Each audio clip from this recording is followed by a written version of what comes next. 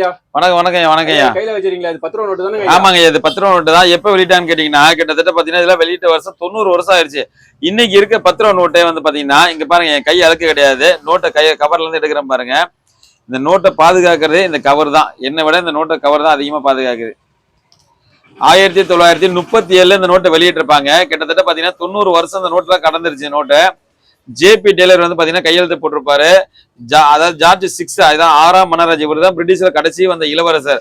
அவரோட ஆட்சி காலகட்டத்தில் அவர் போட்டோ போட்டு தான் அடிச்சு இந்த நோட்டை வந்து பாத்தீங்கன்னா புழக்கத்துல வெளியிட்டு இருக்காங்க. 10 ரூபாங்கிறது அப்ப ரொம்ப பெரிய விஷயம். அந்த நோட்டை வந்து பாத்தீங்கன்னா இந்த மேலெல்லாம் வந்து பாத்தீங்கன்னா இந்த ஒயிட் ஷேப்ல எதுவுமே வந்து பாத்தீங்கன்னா எங்கேயுமே கலர் அதாவது அழுக்கு பிடிக்காம நோட்டு சூப்பர் கண்டிஷன் இருங்க. இந்த அளவுக்குலாம் இந்த நோட்டை பாதுகாக்கிறது இல்ல வச்சிருக்கிறதே பெரிய விஷயம் தான். பின்னாடி ஏன சிம்பிள் 2 சிம்பிள் போட்டிருக்கோம். இது வந்து பாத்தீங்கன்னா இந்த நோட்டை நம்ம சேனல்ல வந்து சேல்ஸுக்கு தாங்க கொடுத்துருக்கேன். என்னன்னு கேட்டீங்கன்னா இந்த நோட்டை பிரிட்டிஷ் நோட்டை கலெக்ஷன் பண்றவங்க நிறைய பேர் இருக்காங்க. அவங்களுக்காக இந்த நோட்டை வந்து பாத்தீங்கன்னா என்னோட கலெக்ஷன்ல வந்து சேல்ஸ் தான் கொடுத்துருக்கேன்.